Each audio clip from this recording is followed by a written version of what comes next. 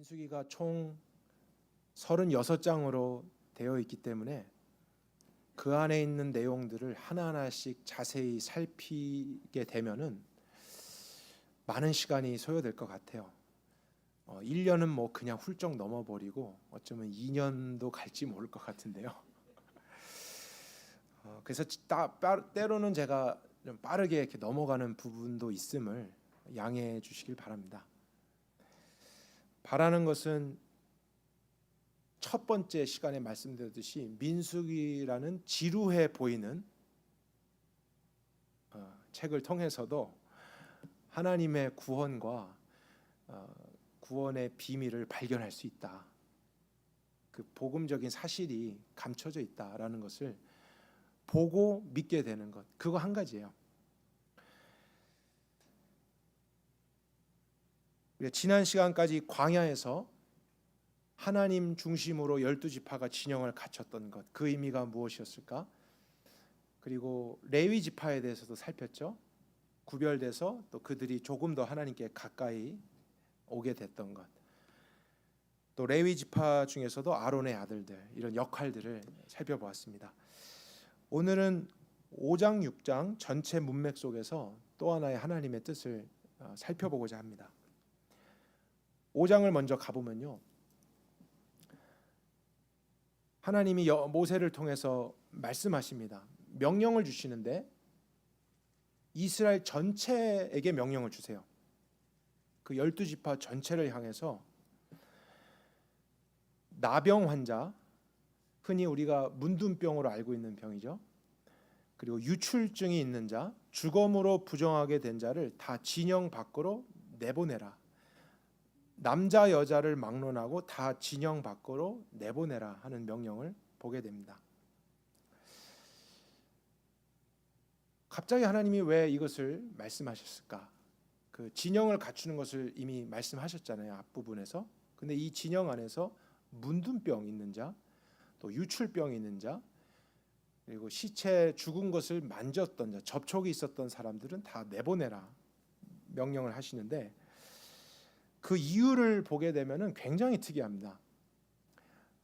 하나님이 그렇게 하신 이유가 문둥병 같은 병이 다른 사람에게 옮기지 않기 위해서가 아니에요. 우린 그렇게 생각할 수 있잖아요. 전염성이 있으니까, 또 시체 만졌으니까 위생적으로 관리를 할 필요도 있겠다 싶지만, 하나님이 그들을 진영 밖으로 내보내라 이유는 그런 이유 때문이 아닙니다.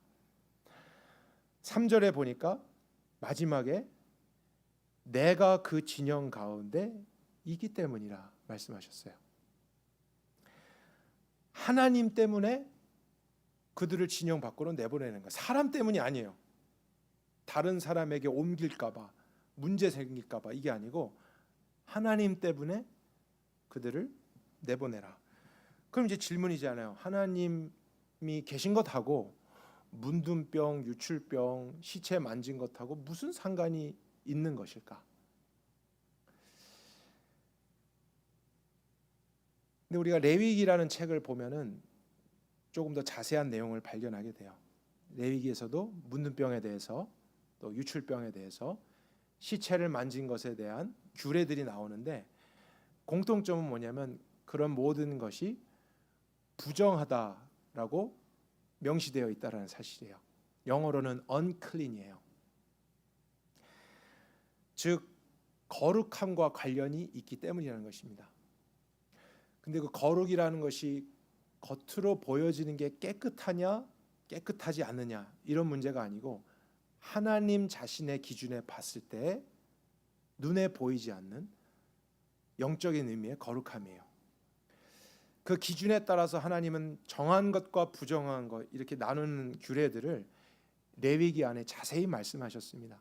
여러분도 생각나시죠? 그거 읽고 어떠셨어요? 너무 지루했잖아요. 언제 끝나나 했잖아요. 빨리 넘어가고. 그래서 뭐 정한 짐승, 부정한 짐승 생각나시죠? 그래서 정한 짐승은 먹어도 되고 부정한 짐승은 먹으면 안 되고 물고기도 나오고 그럽니다. 그래서 정한 짐승의 소 같은 거, 먹을 수 있다 그랬어요. 근데 부정한 짐승에는 돼지 부정합니다. 그 물고기 중에서도 비늘이 있는 거는 클린 정하다 먹어도 된다. 비늘이 없는 거, 뭐 미꾸라지, 장어 이런 거는 부정해서 먹지 말라 그러셨어요. 그러니까 하나님이 어떤 기준을 가지고 정하다, 부정하다, 거룩하다, 거룩하지 않다 이런 것을 계속 말씀하셨었습니다. 오늘 민수기 5장도 그것과 관련된 내용이에요. 근데 구약의 이런 부분을 문자적으로 적용해서 오늘도 그렇게 지켜야 된다라고 주장하는 사람들이 있습니다. 기독교 안에도 그런 부류의 사람들이 있어요. 물론 유대교는 오늘도 그렇게 지킵니다. 그러나 뭐 제7 안식교라든지 이런 교단에서도 여전히 이 방법대로 먹는 것, 입는 것, 생활하는 것, 또 안식일을 거룩하게 지키라고 했으니까 일요일 날 하면 안 되고 토요일 날 해야 된다. 율법에 이렇게 있지 않냐. 그런 일들이 있습니다. 근데 만약 그게 이제 사실이라면, 하나님의 진리라면 우리는 큰일 난 거예요. 오늘 토요일에 안 모였잖아요. 우리 율법을 어긴 거예요. 그리고 한국 사람들 큰일 나는 거예요. 우리 더 이상 뭐 못 먹어요? 삼겹살 못 먹어요. 삼겹살 못 먹고, 제 아내는 장어를 좋아해요. 저는 별로 안 좋아하거든요. 어떡하죠 우리? 그러니까 성경에 같은 말씀이 있지만 어떻게 이해하느냐에 따라서 완전히 다른 삶이 될 수 있다는 거예요. 그러나 이러한 율법의 규례들, 구약의 내용들이 하나님의 구원과 앞으로, 그들에게는 앞으로 오실 예수님이었죠. 그 예수 그리스도에 대한 예표고 그림자로서 주셨던 어떠한 사실들이었기 때문에 예수님이 오신 이후에 그분을 믿으며 살아가는 그리스도인들에게는 문자적인 의미가 소용이 없다, 필요 없다라고 성경은 말하고 있어요. 그럼 성경이 그렇게 말하고 있다면 우리는 그렇게 지켜야 되잖아요. 구약만이 아니라 신약 성경도 하나님의 말씀이기 때문이죠. 그래서 스크린에 이런 구절 한번 볼까요? 골로새서 2장입니다. 같이 읽도록 하겠습니다. 그러므로 마시는 것과 절기나 초하루나 안식일을 이유로 누구든지 너희를 비판하지 못하게 하라. 이것들은 장래일의 그림자이나 몸은 그리스도의 것이라. 이 몸이라는 단어가 원래 의미는 실체예요. 실체가 있고 그림자가 있는 거잖아요. 근데 구약 때는 하나님이 율법을 통해서 여러 사건들을 통해서 앞으로 하실 큰 일에 대한 그림자를 보여주신 거예요.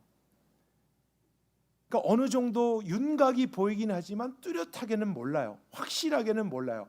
그러나 그 그림자라도 붙잡으면서 따라가야 되는 거예요. 그래서 구약시대 이스라엘 백성들은 부정한 것, 정한 것 철저하게 지키면서 안식일, 유월절 지켜야 됩니다. 해야 돼요. 그러나 그 그림자의 실체가 왔어요. 우리 사람의 몸이라면 그림자가 있었고 어떤 사람이 왔어요. 그러면 여러분이 정상적이라면 사람이 왔는데 그 사람은 무시하고 그림자만 자꾸 보고 계실 거예요? 그러면 정상이 아니잖아요. 그 사람이 왔는데 그림자 보고 아빠가 오나 해서 아빠가 왔으면 아빠가 가야 되잖아요. 그게 예수 그리스도가 오신 이후에 믿는 자들의 삶이어야 된다는 사실이죠. 그래서 먹는 것이든 마시는 것이든 어떤 절기든 안식일이든 나오잖아요. 이제 문자적으로 지키고 그림자를 붙잡는 것 같은 신앙이 아니라 그 실체를 믿는 믿음이 돼야 된다. 그러니까 율법의 문자적인 내용이 우리에게 똑같이 적용되지는 않습니다. 하지만 그 안에 담겨져 있는 하나님의 진리는 구약 시대나 오늘이나 변하진 않아요. 장차 오실 예수 그리스도나 예수 그리스도 그분 자체나 그 안에 있는 건 공통점이 있잖아요. 그러니까 우리가 구약을 볼 때 또 율법을 공부하면서 그것은 발견하고 알아가고 믿는 것이 필요하다는 거죠. 그래서 율법은 필요 없어, 나와 상관없는 거야 하고 건너뛰는 것도 잘못된 신앙이고, 율법을 보면서 이대로 오늘도 우리도 해야지라는 것도 잘못된 것이고, 바른 건 뭐냐면 이런 내용을 보면서 실체를 깨닫고 그 안에 변치 않는 진리를 발견해서 그것을 믿는 그러한 신앙이 저와 여러분의 신앙이 되어야 될 줄 믿습니다. 오늘 본문의 내용을 자세히 살펴보면 중요한 공통점이 있음을 발견하게 돼요. 첫째, 문둥병이라고 하는 것은 세포가 죽는 병이에요. 특별한 것이에요. 죽음과 관련이 있어요. 그래서 어떤 신체 부위에 세포들이 죽어서 문드러져서 나중에 부위가 떨어지게 되는 이런 병입니다.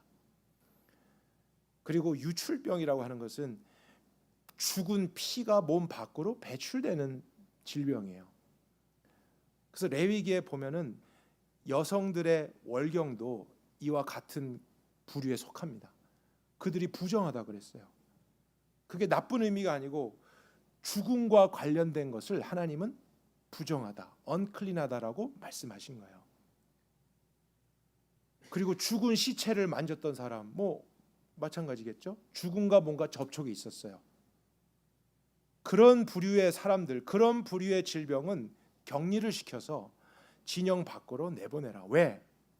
내가 그 진영 가운데 있기 때문이라는 거예요. 하나님은 죽음이 없으신 생명이신 분이기 때문이에요. 그래서 그 하나님이 계신 곳에 죽음이 속해 있어서는 안 된다는 거예요. 생명과 죽음을 분리시키는 것, 이것이 거룩이라고 말씀하시는 것입니다. 그냥 몸만 깨끗이 씻는 게 거룩이 아니라는 거예요. 병이 없이 건강한 것, 이게 거룩이 아니라는 거예요. 이건 종교적인 관점에서의 거룩이에요. 오늘 복장이 어떤가, 머리 스타일이 어떤가, 이건 눈으로 보이는 거냐. 근데 하나님이 보는 것은 보이지 않지만 그 안에 있는 어떤 죽음과 생명의 원리, 여기에서부터 분리시켜라. 이러한 내용이 있음을 우리가 발견하게 됩니다. 이스라엘 전체를 향해서 그걸 말씀하셨고요. 5절부터 또 나와요. 거기도 이스라엘 전체를 향해서 주시는 말씀인데, 남자나 여자 모두예요. 그 사람들이 죄를 범했을 때, 여러분 누군가에게 죄를 범하면 그 사람에게 해를 끼치는 거잖아요. 잘못한 거잖아요. 사과하든지 풀든지 하는 일이 필요하겠죠. 근데 6절에 보면 죄를 범해서 여호와께 거역함으로 죄를 지으면, 그러니까 하나님은 죄를 짓는 것이 사람들 사이 안에서 있었다 할지라도 사람들에게만 문제가 되는 게 아니라 하나님께도 문제가 있다라고 말씀하세요. 그래서 그들의 죄를 가만히 두지 말고 해결해라. 그래서 죄의 값을 지불해라. 그것에 대해서 제사장에게 가져와서 또 성물을 드리고, 이런 방식으로 진영 중에서 사람들 안에 죄가 있을 때 내버려 두지 말라 그랬어요. 죄의 문제를 반드시 해결해라. 값을 지불해라. 왜요? 하나님이 그 가운데 계시기 때문이에요. 하나님은 죄가 없으시잖아요. sinless예요. 그러니 죄가 하나님과 가까이 있는 것은 합당하지 않은 거예요. 그래서 죄 관련된 것들, 회개치 않았던 죄들은 다 회개하고 씻고 해결하도록, 그것이 거룩이라고 말씀하시는 거예요. 11절 좀 빨리 또 지나갑니다. 이제부터는 범위가 좀 축소됩니다. 가정과 부부간의 관계예요. 여호와께서 모세를 통해서 또 말씀하시기를, 이스라엘 자손 중에서 어떤 사람의 아내가 탈선해서 남편에게 신의를 저버리고 어떤 남자가 그 여자와 동침했다면, 그것이 의심된다면, 아니면 동침한 적이 없는데 아내가 임신을 한 것이 밝혀졌다면, 이런 상황에 있어서 부부간의 문제예요. 가정 안에 있는 어떤 죄예요.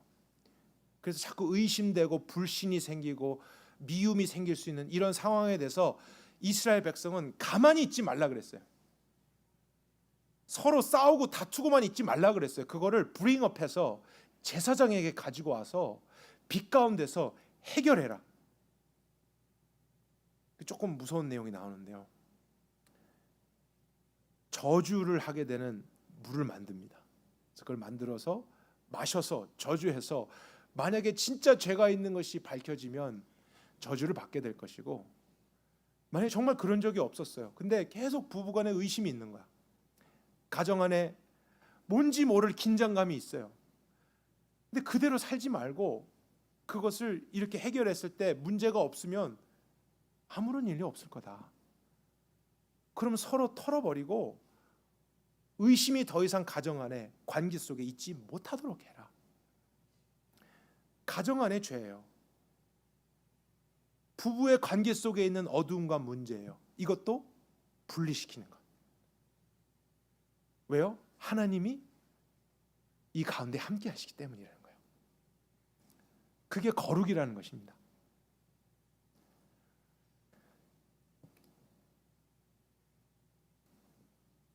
(6장으로) 가보겠습니다. 6장 마지막 부분을 제외하고 전체는 여러분들이 잘 아시는 나실인에 대한 규례예요. 우리 나실인 하면 떠오르는 사람들 누가 있죠? 삼손이 있고, 또 사무엘도 나실인이었어요. 신약의 대표적인 인물 침례 요한이 나실인이었어요. 왜냐하면 그 나실인의 규례를 지키도록 태어나기 전에 말씀이 나오기 때문입니다. 그런데 이제 6장을 살펴보게 되면요, 그런 사람들은 평생 동안 나실인으로 들여진 자들이지만 일시적으로 나실인이 될 수 있어요. 그 규례를 말씀하세요. 그리고 나실인이 남자만 되는 거 아니에요. 여자도 될 수 있어요. 2절 볼까요? 6장 2절. 이스라엘 자손에게 전하여 그들에게 이르라. 남자나 여자 둘 다 됩니다. 특별한 어떤 서원을 하는 기간이에요. 그래서 나실인의 서원을 하게 되고, 자기의 몸을 어떻게 하라고요? 구별하여. 이 구별이라는 하는 단어가 바로 거룩입니다. 분리시키다. 무엇과 구별하다, 떼어내다. 이 의미가 거룩이에요. 그래서 많은 무리가 있지만 개인이 특별한 서원을 하나님께 하고 싶어요. 뭔가 마음에 깊은 애통함이나 소원이 있을 때 그것을 하나님께 가지고 나가서 기도하든지 요청하는 거예요. 하나님은 허락하셨어요. 남자든 여자든 개인적으로 그렇게 할 수 있다. 그러나 그 기간을 정해놓고 그 기간 안에 일상적인 생활에서 구별되라는 거예요. 다른 사람이 다 하는 것처럼 하지 말고 뭔가 분리시켜서 거룩하게 해라. 어떻게 해야 되는지 크게 이제 세 가지를 말씀하셨습니다. 3절에 보면 포도주와 독주를 멀리해라. 그 기간 동안에는 마시지 말라 그랬어요. 근데 많은 분들이 포도주, 술 여기까지만은 기억하시는데 자세히 보면 뭐도 나와요? 3절에 포도즙도 마시면 안 되고 주스, 포도도 먹지 말라 그랬어요. 건포도. 왜 이렇게까지 해야 되는가는 저도 성경에 구체적으로 없기 때문에 말씀드리기가 어려울 것 같아요. 근데 아마도 그냥 포도주를 마셨을 때의 그 느낌이나 맛이 생각나지 않도록 포도 자체도 그 맛인 게 아닐까. 그 기간 동안에는 그런 의미로 보여지고요. 그 다음에 두 번째가 5절에 보면 서원하는 그 기간, 구별하는 그 날 동안에는 뭘 자르면 안 되죠? 머리카락 자르지 말라 그랬어요. 그래서 누가 남자인데 머리가 막 계속 길고 있어요. 그러면 지나가는 사람이 뭐라고 알 수 있을까요? 나실이 서원하고 있나 봐. 구별되는 거예요. 드러나는 거예요. 그리고 6절에 우리 아까 앞에서 배웠던 거 나왔죠? 그 기간 동안에는 죽은 시체, 짐승이든 사람이든 만지면 안 돼요. 심지어 7절에 언제도 안 돼요? 부모나 형제, 자매, 가족이 죽을 때도 안 돼요. 그 장례를 그 기간 안에는 직접 치르지 못하게 하셨어요. 근데 만약에 그런 일이 일어나서 어쩔 수 없이 하게 됐을 때는 이 규례를 어기게 된 거잖아요. 그러면 그 어긴 것에 대한 다른 해결 방법을 하나님이 말씀하세요. 그리고 그 서원의 기약을 나중에 다시 시작하게 되는 것. 하나님은 거룩에 대해서 철저하게 지켜갈 수 있도록 방법을 알려주셨어요. 개인적으로 이렇게 해라. 개인적으로 구별되라. 그러면 하나님이 특별하게 개인적으로 또 어떤 일을 할 것을 약속하신 거죠.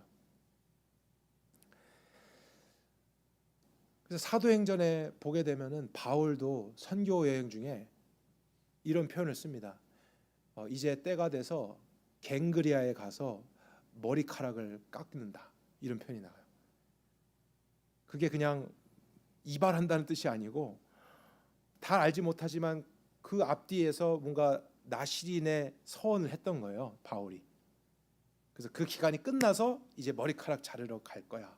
서원 기간이 끝났습니다. 이런 것을 보여주는 장면들입니다. 그래서 여기까지 말씀을 정리해 보면 하나님은 진영을 갖추고 하나님 중심 바라보고 각자의 역할을 분배하신 다음에 이스라엘 전체를 향해서 또 이스라엘 가족들을 향해서 개개인을 향해서 거룩함을 명령하셨어요. 분리됨을 말씀하셨어요. 구별됨을 말씀하신 거예요.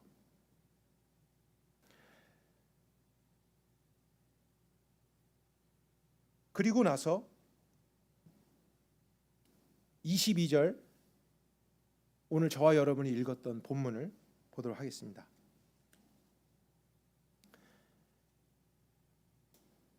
여호와께서 모세에게 또 말씀하셔서 아론과 그 아들들에게 이렇게 말하게 해라. 이스라엘 백성들을 축복하라고 해라. 그리고선 24, 25, 26 많은 분들이 들어보셨을 그런 축복 기도의 내용이 나와요. 굉장한 축복이죠. 좋은 말들이에요. 근데 이제 여러분과 해보길 원하는 질문은 갑자기 거룩함에 대해서 막 이렇게 전체적으로 가족적으로 개인적으로 말씀하신 다음에 축복이 왜 나올까? 이거 어떻게 연결이 되지? 이런 질문이 있어야만 돼요. 근데 22절에 우리 한글 성경이나 ESV 버전 같은 것은 좀 아쉽게 번역이 된 게 있는데 원어로나 아니면 NASB나 다른 버전에는 바르게 번역한 게 있어요. 22절 첫 번째 단어, 이 거룩함에 대해서 나시린까지 말씀하신 다음에 어떻게 시작하냐면 then이라고 나와요. 영어로는. 그리고 나서예요. 제사장들에게 이스라엘 백성을 축복하게 해라. 그렇다면 그 단어 하나 때문에라도 그냥 축복 기도가 나온 게 아니고 앞에 거룩함의 명령과 그 내용과 축복은 연결되어 있다는 것을 생각해 볼 수 있다는 거예요. 이러한 것을 지키고 행하면 그리고 나서 나는 축복하기를 원한다. 그들에게 복을 빌어주어라. 구체적인 내용까지도 알려줬어요. 그러니까 하나님은 거룩함에 대해서 명령을 하셨지만 거룩함 자체를 위해서 우리에게 명령하신 건 아니라는 거예요. 하나님이 거룩이 그냥 좋아서 너 거룩해? 이렇게 말씀하신 게 아니고 이 문맥 속에서 발견할 수 있는 하나님의 마음은 마지막이에요. 하나님이 결국에는 하길 원하는 게 뭐냐면 축복하길 원한다는 거예요. 근데 도대체 어떤 축복을 주길 원하시길래 이렇게까지 거룩함을 철저하게 말씀하실까? 구별되라고 하실까? 그 내용을 다시 한 번만 볼까요?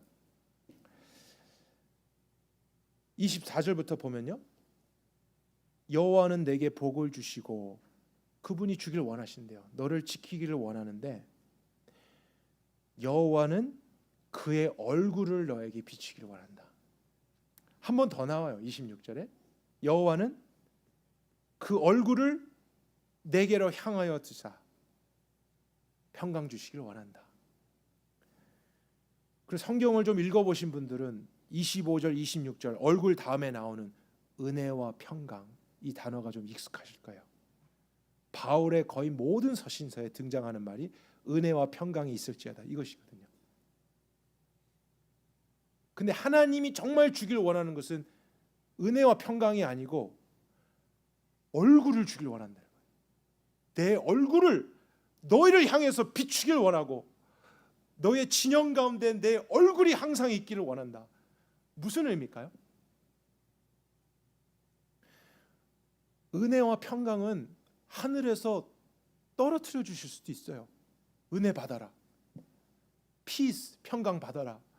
하나님은 손으로도 주실 수 있어요. 근데 하나님이 그의 백성에게 정말로 주길 원하는 것은 어떤 특정한 물건이나 손으로 줄 수 있는 복따위가 아니고 하나님 그분 자신이라는 거예요. 그분의 임재라는 거예요. 그래서 하나님의 얼굴은 성경에서 하나님의 임재를 많이 상징합니다. 시편에도 많이 나와요. 그분의 얼굴이 있는 곳은 몸이 따라갈 수밖에 없는 거잖아요. 얼굴이 있다면 그분의 전부가 같이 거기에 있는 거예요. 손은 창문으로도 내밀 수 있다니까요. 손만 뻗을 수도 있는 거예요. 그러나 하나님이 그의 백성 구출해 내셔서 광야에서 살고 있는 이들에게 정말로 주기를 원하는 축복, 내가 원한다, 너무나 원한다. 나 자신을 너희 모두에게 주기를 원한다. 내가 너희와 함께 하기를 원한다. 근데 하나님은 어떤 분이시죠? 거룩한 분이라는 거예요. 그걸 원하는데 너가 거룩하지 않으면 주실 수가 없는 거예요. 왜냐하면 하나님은 거룩하지 않은 것에 임재하실 수가 없거든요. 떠나시든지 거룩하지 않은 것을 다 진멸하시든지. 그렇기 때문에 이스라엘 전체를 향해서, 가정을 향해서, 개개를 향해서 거룩을 명령하세요. 거룩해라, 거룩해라, 거룩해라, 구별되라. 왜요? 내가 너희와 함께 하기를 원해서, 나를 주기를 원해서, 너희가 이 복을 받기를 원해서. 그러면 나로 말미암아 은혜와 평강이 너희 영원토록 함께 할 거야. 나로 말미암아 너는 죽음을 보지 않을 거야. 왜요? 하나님은 생명이시니까. 그분과 함께 연합되고 같이 있으면 죽음이 올 수가 없는 거예요. 하나님과 연합된 자에게는 죽음이 올 수가 없어요. 그분이 생명의 근원이시니까요. 하나님은 빛이시니까 그분과 함께하고 연합된 곳에는 어둠이 올 수가 없어요. 지배할 수가 없는 거예요. 그 축복이에요.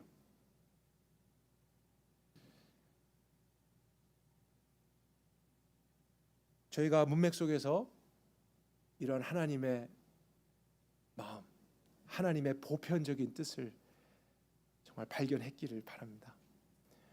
제 설교가 아니고 지금 성경에 그렇게 나와 있잖아요.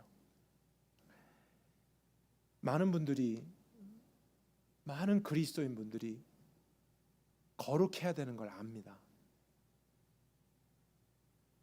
그리스도인은 거룩하게 살아야 돼 가르칩니다. 때로는 우리 가족들한테도 잔소리합니다. 내 기준에 따라 거룩하지 않은 거 우리 지적할 때도 있습니다. 근데 때로는 맞는 말이 있어요. 거룩해야 되는 걸 알아요.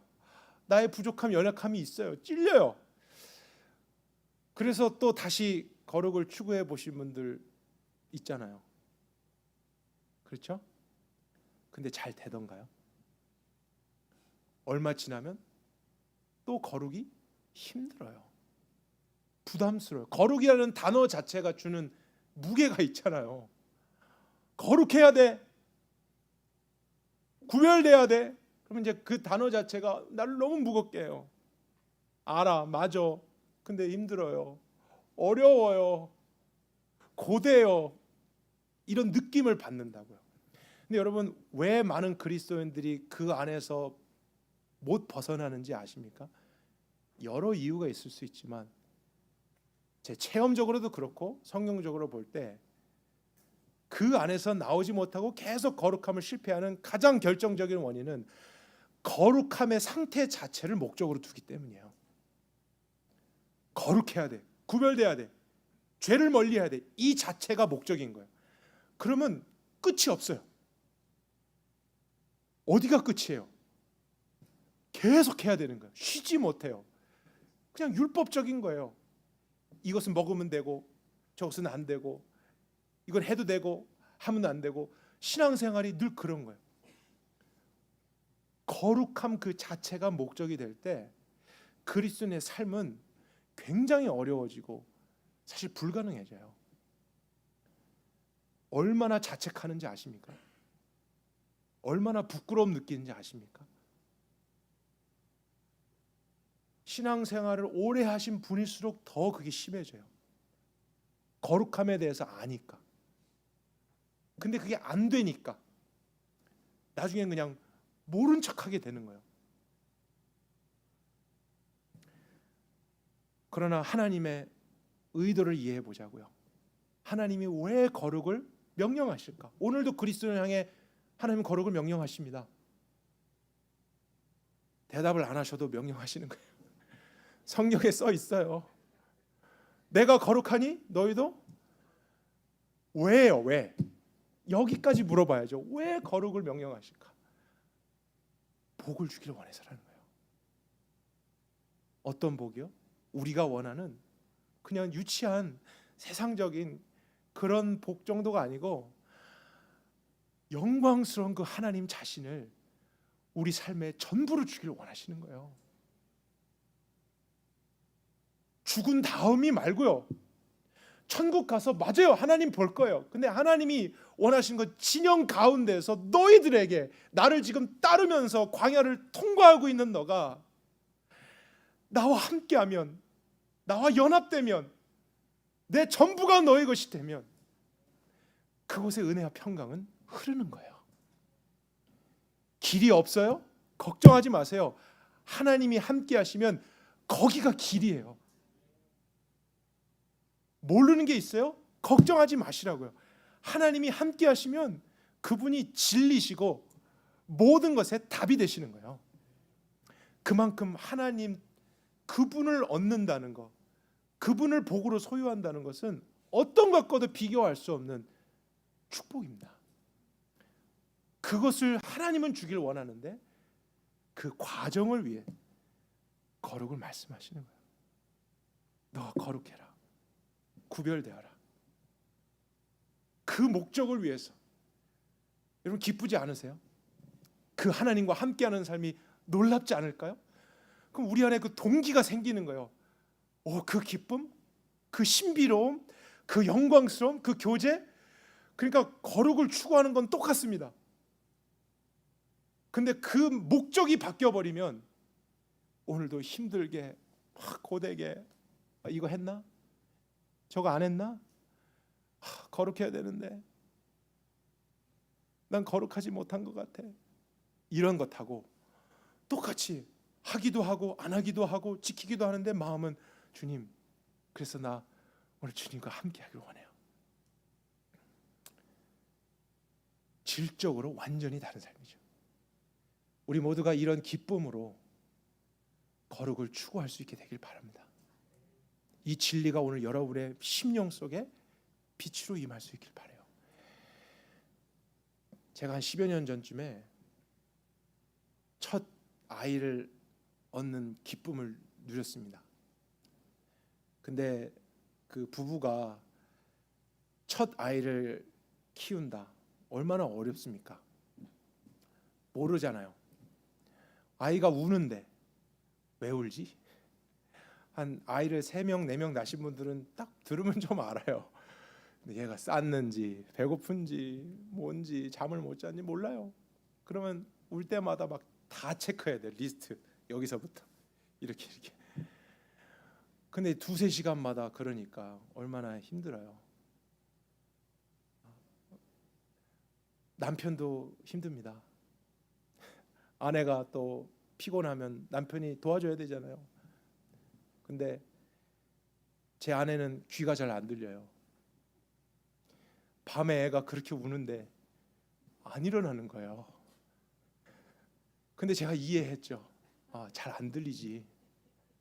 그러면 이제 난 너무 잘 들리는데 그럼 도와줘야 돼요.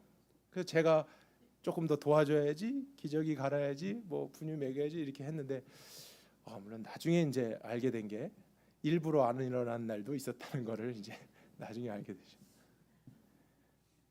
근데 그러다가 어느 날 제 허리 이쪽에 요 라인을 따라서 막 수포가 이렇게 둘러서 생기기 시작했어요. 라인이 쫙 생겼어요. 근데 아프더라고요. 옷이 닿고 이러면. 근데 아프다 하면서 이제 그래도 돌보고 같이 집안일 섬기고 했는데 너무 아파오니까 아내한테 이제 보여줬어요. 이랬더니 아내가 뭘 좀 찾아보더니 그거 대상포진 같은데 그러는 거예요. 싱글스. 그래서 대상포진? 그게 뭐야? 그랬더니 뭐 이런 거 얘기하더니 빨리 가서 병원 가서 의사 만나라는 거예요. 빨리 치료받고 오래요. 근데 우리 그렇잖아요. 아파도 이민자들은 많이 참잖아요. 여러 이유 때문에. 넘버 원, 귀찮아서. 넘버 투, 보험 없어서. 넘버 쓰리, 시간 없어서. 뭐 이렇게 여러 이유로 좀 아픈데 참자 그랬어요. 근데 병원에 안 가고 있으니까 나중에 아내가 다시 왔어요. 무서운 얼굴로. 그래서 소리를 질렀어요. 대상포진은 전염성이 있어 그러는 거예요. 당장 빨리 가서 치료받고 안 그러면 오늘부터 격리야 그러는 거예요. 아이 곁에 올 생각도 하지 마.